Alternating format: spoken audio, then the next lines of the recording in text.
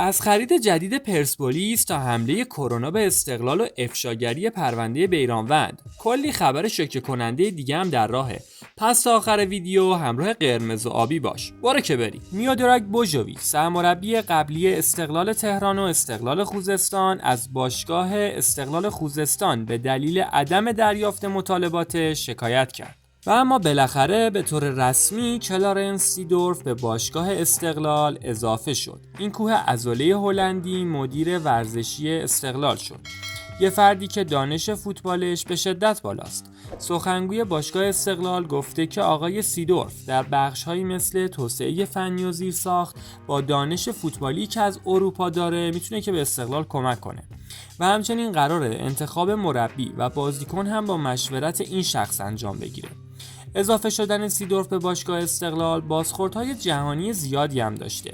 نمونهش اینه که رسانه اسکای اسپورت توی صفحه اینستاگرامش زده که برای 1 سال استقلال سیدورف رو به خدمت گرفت تا هویت ورزشی خودش رو بالا ببره. اولین کار سیدورف انتخاب مربی برای استقلاله. لازم به ذکره که اینو بگیم که تا حالا هیچ کدوم از تیم‌های ایرانی مشاور یا مدیر ورزشی خارجی نداشتن و این اولین باره که یک خارجی در این سمت میاد توی یک باشگاه. علی نظری جویباری مدیر عامل استقلال هم در پایان مجمع پیشکسوتان استقلال هم در مورد سرمربی آینده استقلال صحبت کرد، هم در مورد اومدن سیدورف.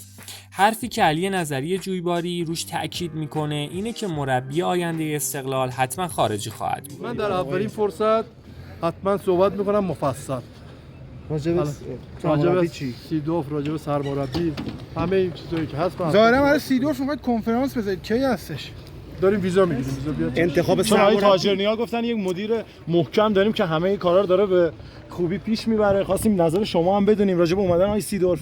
ما مصاحبه نمی‌کنیم، ما سوال می‌کنیم. من در اولین فرصت مصاحبه می‌کنم مفصل. سرمربی کی انتخاب میشه؟ تا قبل جام حذفی؟ من در اولین جلسه که با آقای سیدورف داشتم، چون اونم چند تا بله خیر آقای جویباری، گزینه ایرانی دارید تو گزینه‌هاتون برای سرمربیگری استقلال؟ نه.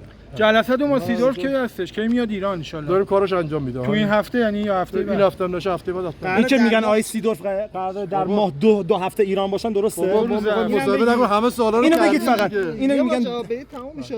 مردش داره زمان داره. حالا زمانش تعداد روزاش منو بشه. اختیار تام دارن ایشون در مورد مسائل یا اینکه مثلا محدودیت‌هایی هستش. نه محدودیت نیست، ولی خب بالاخره ما مشاوره میدیم. ایشون آوردیم که کلا مشاوره، ولی نظر ما هست دیگه. بالاخره ما با نظر ایشون حتما چقدر آقای دیبو نزدیکن اصلا صحبت نکنیم. سرمربی با نظر ایشون انتخاب چه یا مشاوره میخوام بگم فقط.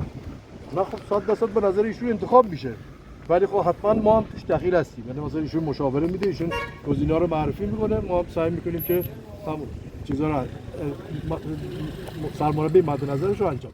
ورزشگاه فینال جام حذفی هم مشخص شد. نه اصفهان شد و نه اهواز. فینال جام حذفی پنجشنبه 8 خرداد در ورزشگاه امام خمینی عراق برگزار میشه. یه حرکت قشنگی هم قراره که توی هفته آخر لیگ زده بشه و مثل اینکه سازمان لیگ از تمامی تیم‌ها خواسته که بازی آخرشون رو با نمادی از خلیج فارس وارد زمین بشن. یاسین سلمانی بازیکن پرسپولیس برای بازی آخر در مقابل هوادار به دلیل سرماخوردگی حضور نداره و اگه حضورم داشت من فکر نمی‌کنم که بازی بهش میرسید و دوباره باید روی نیمکت مینشست. پوستری هم که الان داریم می‌بینیم پوستر باشگاه استقلال برای آخرین بازی لیگشونه و مهمترین بازی هفته آخر که روی اون تخته‌ای هم که داخل پوستره نوشته شده که آبی‌ها پرقدرت برمیگردند و 2025 و 2026 هم زده، یعنی برای فصل آینده دارن وعده میدن به هوادارهاشون که خبرهای خوبی توی راهه. استقلال که کرونا هم چند روزی بازیکناشون رو گرفتار کرده، با غایبانی مثل حسینی، رضاوند، جوئل کوجو، مهرداد محمدی، مرادمند و محمد رضا آزادی به مصاف سپاهان قدرتمند توی نقش جهان اصفهان میرن. بازی که هنوز انجام نشده، حرف و حدیث کم نداشته. خودتون میدونید که پرسپولیس برای صعود به لیگ نخبگان آسیا به متوقف شدن سپاهان توسط استقلال بستگی داره و حالا این حجم از غایبان استقلال میتونه حرفهای زیادی رو هم به همراه داشته باشه. اما خب چیزی که مشهود بود این بود که تیم استقلال با ماسک به اصفهان رفت، یعنی اینکه مریضی توی تیم وجود داره. اونجا هم با استقبال گرم هوادارهاشون روبرو شدن و وارد هتل شدن. در جریان برنامه فوتبال برتر هم محمد حسین میثاقی اعلام کرد که حتی خود مجتبی جباری هم گرفتار کرونا شده. اما خب فصل تموم شد و رأی پرونده بیرانوند چی شد؟ رأیی که از اول فصل تا الان که بیرانوند با تراکتور قهرمان شده حرفشه و آخرش هم به هیچ نتیجه‌ای نمیرسه. دیروز بود که توی یک مصاحبه‌ای آقای مهدی دادرس که عضو کمیته استیناف هم هست گفت که رأی پرونده آقای بیرانوند صادر شده ولی فدراسیون به ما اعلام کرده که چیزی نگیم. در واقع این اتفاق نشون دهنده فسادیه که آقای مهدی تاج توی فدراسیون فوتبال درست کرده. در همین راستا هم بگیم که آقای عارف معاون رئیس جمهور گفته که از تراکتور حمایت میکنیم و از تضعیف استقلال پرسپولیس هم استقبال کرده. در واقع همین حرفا و همون اتفاقاته که باعث میشه که آقای تاج نذاره که رأی بیرانوند به زودی اعلام بشه. همچین چیزی در مورد رأی بیرانوند هم هست. نتیجهش اومده اما اعلام نمیشه. حالا اونو از فدراسیون سوال بکنید چون ما طبق دستور جدیدی که بهمون دادن قوانین جدید هم از نظر اخلاقی گفتن نگید تا خود فدراسیون اعلام بکنه. ما تابع بزرگترمون هست. جانب شما صادر شده همه چی بستگی به فدراسیون داره. بله از فدراسیون داره. گفته میشه پرسپولیس که به دنبال پیام نیازمند بوده با پیشنهاد 95 میلیاردی این دروازه‌بان روبرو شده.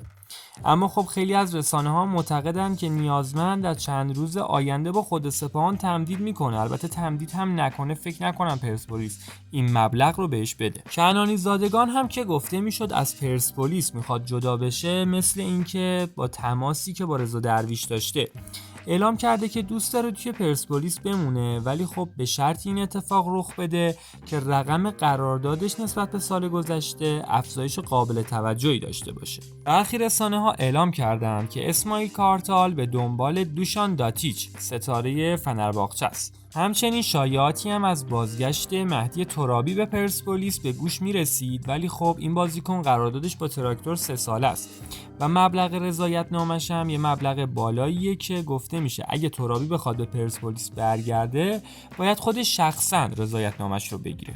دو باشگاه استقلال و پرسپولیس به دنبال جذب محمد جواد حسین نژاد بودند که باشگاه روسی مبلغ رضایت‌نامه این لژیونر ایرانی رو 2.5 میلیون دلار اعلام کرده که خود حسین نژاد هم غیر از این 2.5 میلیون دلار 1 میلیون دلار دستمزد میخواد و با این رقم و ارقام فکر نکنم که نه استقلال نه پرسپولیس بتونن جذبش کنن. رنکینگ جدید 20 تیم برتر فوتبال آسیا اعلام شد که از ایران فقط نام تراکتور توی این لیست دیده میشه.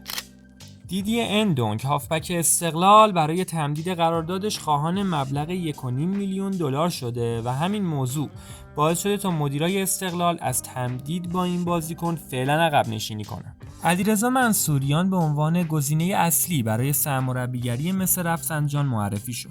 مرادمند مدافع این فصل استقلال تهران در پایان فصل از این تیم جدا میشه و به فولاد خوزستان میپیونده. از اونجایی که محمد دانشگر با استقلال تهران به توافق رسیده، سپاهان با عثمان اندونگ مدافع این فصل گلگهر توافق کرده تا از اون به جای محمد دانشگر توی خط دفاعیش استفاده کنه. تیم ملی ایران باید که در 15 خرداد به مصاف تیم ملی قطر و در 20 خرداد هم به مصاف کره شمالی بره.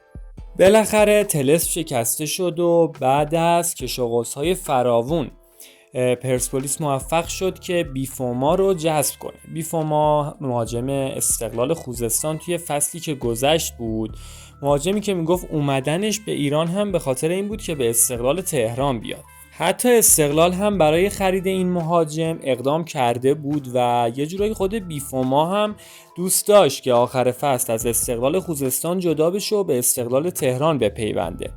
اما خب حضور اسماعیل کارتال توی پرسپولیس باعث شد که دیگه این مهاجم یه جورایی بیاد به سمت پرسپولیس کشیده بشه، چون که قبلا بیفوما شاگرد اسماعیل کارتال بوده و یک رابطه‌ای بین اونها وجود داشت که بعد از اینکه کارتال اومد توی پرسپولیس خود بیفوما چند بار به کارتال و پرسپولیس چراغ سبز نشون داد.